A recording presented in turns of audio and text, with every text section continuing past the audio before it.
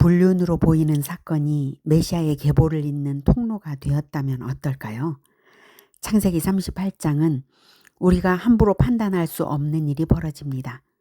어떤 이들은 그것을 도덕적 실패라고 하겠지만 마태복음 1장은 그 여인의 이름을 메시아의 족보 한가운데에 당당히 드러내어 기록합니다. 바로 유다의 며느리 다말입니다. 창세기 38장은 유다의 가정사 속에서 하나님이 어떻게 섭리하셨는지를 보여줍니다. 창세기 37장에서 야곱의 아들들은 동생 요셉을 미워하여 죽이려고 꾀하다가 노예로 팔았습니다. 언약 가문에서 형제 살해 미수와 인신매매가 벌어진 것입니다. 언약 가문의 도덕적 붕괴 상황에서 성경의 관심은 갑자기 유다에게 맞춰졌습니다. 창세기 38장에서 왜 성경은 유다 가정을 집중적으로 보여줄까요? 유다를 향한 성경의 관심의 초점은 무엇일까요? 그 이유는 단 하나입니다. 누가 언약 가문의 장자가 될 것인가? 유다가 과연 장자권자의 자격을 갖출 수 있는가? 바로 이것입니다. 이스라엘의 맏아들은 르우벤입니다. 그러나 그는 아버지의 첩 비라와 동침하는 중범죄를 저질렀습니다. 장자권을 잃었습니다. 다음은 시므온과 레위였습니다. 그러나 그들은 세겜 족속을 학살하였습니다. 그 잔인한 중범죄는 선한 목자처럼 살아가야 할 언약 가문에 결코 합당하지 못했습니다. 그래서 이제 관심은 네 번째 아들 유다에게로 향합니다. 사실 요셉의 형들은 함께 형제 살해를 모의하였고 인신매매를 범했습니다. 아무도 언약 가문의 장자가 될 만하지 못합니다.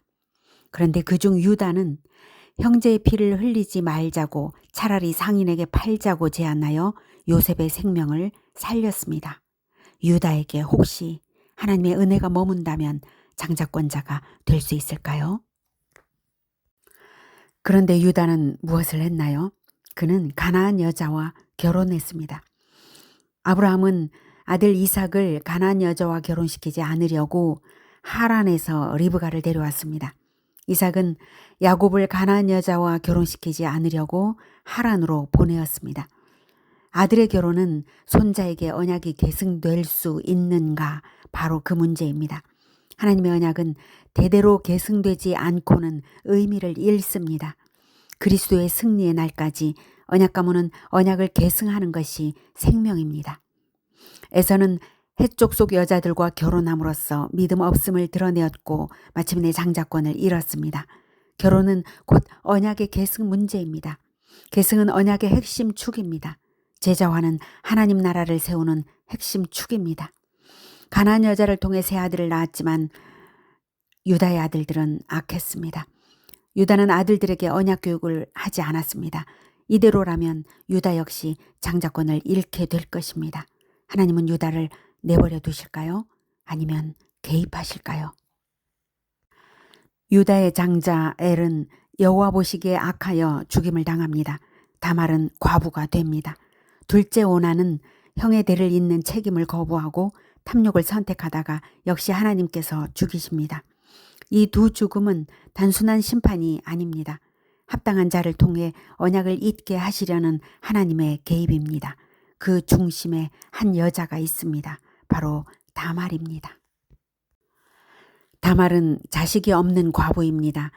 이스라엘의 계대 결혼 제도에 따르면 다말은 시숙과의 결혼으로서 대를 이을 권리를 갖습니다. 이스라엘의 여자들은 할례받은 남자에게 속하여서 언약 가문에 속합니다. 할례받은 남자인 아버지나 남편이나 아들에게 속하여서 구원 안에 있는 것입니다. 그러므로 계대 결혼을 통해서 구원 안에 있는 것이고 또한 상속도 받을 수 있는 것이었습니다. 그런데 다말은 블레셋 출신이고 아버지도 할례가 없고 남편도 아들도 없습니다. 다말에게 구원의 소망은 오직 유다의 셋째 아들 셀라를 통해 아들을 낳는 것입니다. 그러나 유다는 셋째 아들 셀라를 다말에게 주지 않습니다. 두 아들이 죽은 이유가 다말과 관련이 있다고 생각했습니다. 유다는 다말을 친정으로 돌려보냅니다. 다말은 버려진 상태가 됩니다. 언약 가문에 속했지만 실제로는 밖으로 밀려난 존재가 되고 맙니다. 이제 다말 앞에는 세 가지 선택지가 있습니다. 다른 남자와 결혼한다. 또는 과부로 평생 살아간다. 아니면 어떤 방식으로든 유다 가문에서 아들을 낳는다. 다말이 언약을 믿는다면 첫째도 둘째도 선택할 수 없습니다. 여자로서 구원은 언약 가문 안에서 아들을 낳는 것, 그것밖에 없습니다. 그래서 그녀는 가장 위험한 길을 선택합니다. 정결을 지키며 수절했습니다. 과부의 의복을 벗지 않았습니다. 그리고 반드시 유다 가문에서 아들을 낳기로 결단을 했습니다. 유다의 아내가 죽고 유다가 딥나로 올라옵니다.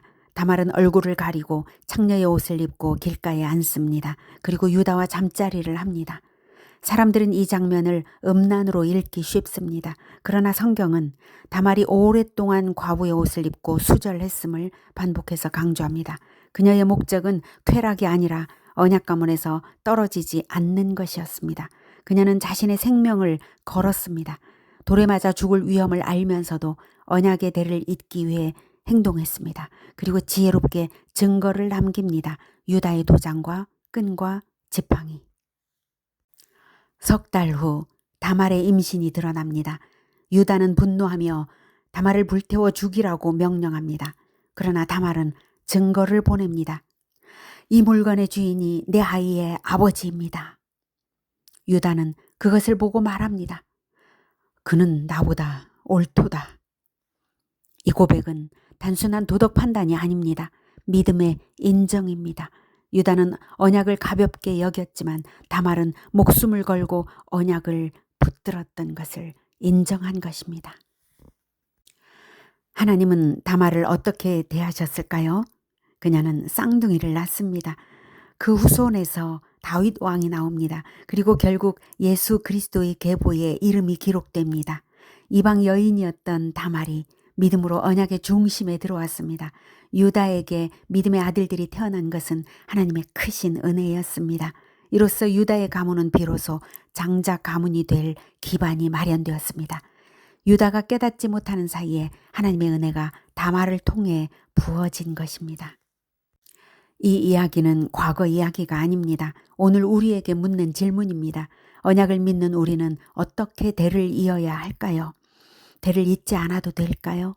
다말은 생명을 걸고 육적 계보를 이었습니다. 우리는 복음으로 영적 계보를 이어야 합니다. 복음을 전하고 제자를 세우고 생명을 낳는 믿음의 삶을 살아야 합니다. 이제 하나님의 자녀가 되는 길은 혈통이 아닙니다. 오직 그리스도를 영접하는 믿음입니다. 말씀이 육신이 되어 우리 가운데 오셨고 그를 영접하는 자에게 하나님의 자녀 되는 권세가 주어졌습니다. 복음을 전하여 제자 삼으면 생명책의 계보가 이어집니다. 생명이라면 반드시 생명으로 이어져야만 비로소 생명입니다.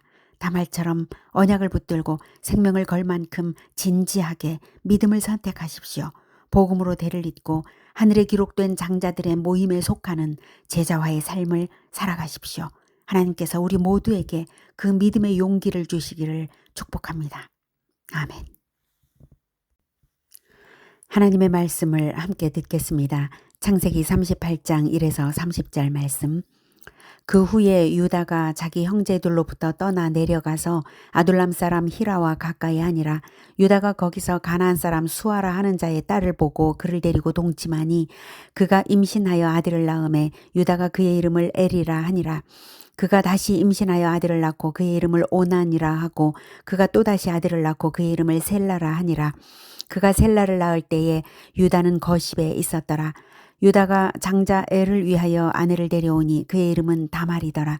유다의 장자 엘이 여호와 보시기에 악함으로 여호와께서 그를 죽이신지라. 유다가 오난에게 이르되 내 형수에게로 들어가서 남편의 아우된 본분을 행하여 내 형을 위하여 씨가 있게 하라. 오난이 그 씨가 자기 것이 되지 않을 줄 알므로 형수에게 들어갔을 때에 그의 형에게 씨를 주지 아니하려고 땅에 설정하매 그 일이 여호와가 보시기에 악함으로 여호와께서 그도 죽이시니 유다가 그의 며느리 다말에게 이르되 수절하고 내 아버지 집에 있어 내 아들 셀라가 장성하기를 기다리라 하니 셀라도 그 형들같이 죽을까 염려함이라. 다말이 가서 그의 아버지 집에 있으니라. 얼마 후에 유다의 아내 수아의 딸이 죽은지라. 유다가 위로를 받은 후에 그의 친구 아둘람 사람 히라와 함께 딥나로 올라가서 자기의 양털 깎는 자에게 이르렀더니 어떤 사람이 다말에게 말하되 네 시아버지가 자기의 양털을 깎으려고 딥나에 올라왔다 한지라. 그가 그 과부의 의복을 벗고 너울로 얼굴을 가리고 몸을 휩싸고 딥나 길곁 에나임 문에 앉으니 이는 셀라가 장성함을 보았어도 자기를 그의 아내로 주지 않음으로 말미암음이라. 그가 얼굴을 가리었으므로 유다가 그를 보고 창녀로 여겨 길 곁으로 그에게 나아가 이르되 청하건대 나로 내게 들어가게 하라 하니 그의 며느리인 줄을 알지 못하였음이라. 그가 이르되 당신이 무엇을 주고 내게 들어오려느냐? 유다가 이르되 내가 내 떼에서 염소 새끼를 주리라. 그가 이르되 당신이 그것을 줄 때까지 담보물을 주겠느냐? 유다가 이르되 무슨 담보물을 내게 주랴? 그가 이르되 당신의 도장과 그 끈과 당신의 손에 있는 지팡이로 하라. 유다가 그것들을 그에게 주고 그에게로 들어갔더니 그가 유다로 말미암아 임신하였더라. 그가 일어나 떠나가서 그 너울을 벗고 과부의 의복을 도로 입으니라. 유다가 그 친구 아둘람 사람의 손에 부탁하여 염소 새끼를 보내고 그 여인의 손에서 담보물을 찾으려 하였으나 그가 그 여인을 찾지 못한지라. 그가 그곳 사람에게 물어 이르되 길곁 에나임에 있던 장녀가 어디 있느냐? 그들이 이르되 여기는 장녀가 없느니라. 그가 유다에게로 돌아와 이르되 내가 그를 찾지 못하였고 그곳 사람도 이르기를 거기에는 장녀가 없다 하더이다 하더라. 유다가 이르되 그로 그것을 가지게 두라. 우리가 부끄러움을 당할까 하노라. 내가 이 염소 새끼를 보냈으나 그대가 그를 찾지 못하였느니라. 석 달쯤 후에 어떤 사람이 유다에게 일러 말하되 내 며느리 다말이 행음하였고 그 행음함으로 말미암아 임신하였느니라. 유다가 이르되 그를 끌어내어 불사르라. 여인이 끌려나갈 때에 사람을 보내어 시아버지에게 이르되 이 물건 임자로 말미암아 임신하였나이다. 청하건대 보소서. 이 도장과 그 끈과 지팡이가 누구의 것이니까 한지라. 유다가 그것들을 알아보고 이르되 그는 나보다 옳도다. 내가 그를 내 아들 셀라에게 주지 아니하였음이로다 하고 다시는 그를 가까이 하지 아니하였더라. 해산할 때에 보니 쌍태라. 해산할 때에 손이 나오는지라. 산파가 이르되 이는 먼저 나온 자라 하고 홍색실을 가져다가 그 손에 메었더니 그 손을 도로 들이며 그의 아우가 나오는지라. 산파가 이르되 네가 어찌하여 터뜨리고 나오느냐 하였으므로 그 이름을 베레스라 불렀고 그의 형 곧 손에 홍색실 있는 자가 뒤에 나오니 그의 이름을 세라라 불렀더라.